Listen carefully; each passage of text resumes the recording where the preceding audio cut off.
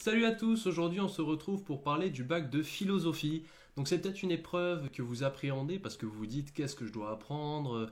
La philosophie de toute façon ça sert à rien. Enfin vous avez peut-être des a priori comme on peut en avoir sur la prépa et vous en avez peut-être sur la philosophie. Vous êtes là, vous dites il faut connaître plein de définitions par cœur, ça passe tout seul. Faut connaître plein de citations, ça va passer tout seul. Donc je vais vous donner tout simplement le type de révision que j'ai fait personnellement pour la philosophie et comment ça s'est passé pour l'épreuve. Donc concernant la philosophie, les révisions que j'ai faites, c'est aucune. Alors ça peut paraître bizarre dit comme ça, mais je vais un peu plus détailler pour que vous compreniez. Pour moi, la philosophie, c'est pas une matière où vous devez apprendre par cœur, c'est pas de la SVT. Bonjour à tous les SVT, je vous en veux pas, j'ai juste fait si, mais c'est comme ça. Bref, la philosophie, c'est pas une matière où vous devez apprendre les connaissances toujours par cœur, par cœur, par cœur comme ça. C'est vraiment, pour moi, la philosophie, ça se travaille sur le long terme. C'est depuis que vous êtes tout petit, c'est la réflexion, c'est le questionnement, c'est l'effort d'imagination, mais de vous questionner, de vous dire tiens, je pense à ça. Enfin, c'est pas un truc qui va s'apprendre la veille, quoi. Ça se travaille sur le long terme et bien avant que vous ayez eu la matière. C'est juste ce fait de savoir bien se questionner, se poser les questions, créer des raisonnements. Et après, c'est sûr, vous pouvez vous appuyer sur des raisonnements déjà existants. Et c'est là que les citations que vous pouvez apprendre interviennent.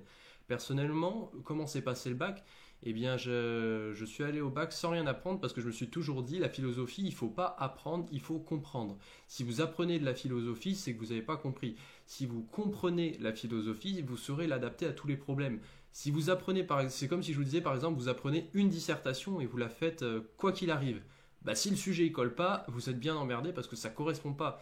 Mais si vous apprenez comment réfléchir, si vous apprenez à créer des méthodes, à avoir des mécanismes, à vous dire, ça me fait penser à ça dans la vraie vie, ça me fait penser à ça. Enfin, vous voyez, à créer ces petits raisonnements qui peuvent vous permettre de réfléchir et d'avoir une réflexion personnelle, eh bien, vous verrez que vous y arriverez beaucoup plus facilement. Alors, c'est sûr, vous n'allez pas avoir les résultats au bout d'une fois. Ça se travaille au fur et à mesure. Je ne dis pas que je le travaille depuis toujours, loin de là. Mais je veux dire, c'est si de nature ou pas, vous êtes quelqu'un qui vous posez des questions, qui êtes curieux. Et donc personnellement pour le bac, bah voilà, j'y suis allé, je me suis dit ça. Après bien sûr, je sais que la philosophie ça peut être très subjectif à chacun et que le professeur, peut-être vous lui donnez votre copie, vous allez avoir 3 et vous la donnez à quelqu'un d'autre, vous aurez 18. Ça c'est sûr que les matières littéraires, il n'y a pas un barème comme les mathématiques, mais il ne faut pas que vous partiez avec un a priori du genre oh la philosophie ça sert à rien, c'est nul, de toute façon c'est que QF2. Je vous dis pas que c'est ça qui va vous sauver votre bac, je vous dis juste que ça sert à rien de négliger les matières et surtout quand elles sont, enfin personnellement je la trouvais intéressante. Donc la philosophie, je ne vais jamais réussir à finir l'idée que je voulais commencer. Quand j'y suis allé, j'ai pris le commentaire. Il y avait 2 dissertations, le commentaire. Par contre, ça, j'avais fait le choix à l'avance. Je m'étais dit, je préfère le commentaire que la dissertation. Parce que la dissertation, tu parles d'une phrase et tu dois faire une longue dissertation. Alors maintenant, en prépa, j'en fais des dissertations. Mais à l'époque, en terminale, je préférais largement les commentaires parce qu'en fait, les commentaires, c'est comme un dialogue avec l'auteur. C'est-à-dire, il y a un texte sur lequel tu t'appuies et tu dois le commenter, discuter, te dire je pense que ça va pas, enfin, et donner des exemples concrets de la vie courante, par exemple, j'ai plus d'exemples de sujets en test, pardon, en tête, je vais y arriver. Nous avions eu un sujet sur, par exemple, le fait qu'on peut prédire le mouvement des astres. Si vous regardez, c'est le bac de l'année dernière, bac S. On peut prédire, par exemple, des années à l'avance le mouvement des astres, où c'est qu'ils vont être dans le ciel, etc. Alors que l'homme, on peut même pas le prévoir 1 ou 2 minutes à l'avance. Donc c'était cette différence-là. Et donc j'ai fait des raisonnements, je ne sais plus lesquels, sur le moment, j'ai réfléchi, je me suis dit, ah tiens, ça me fait penser à ça, je vais parler de ça, je vais parler de la physique, etc. et tout.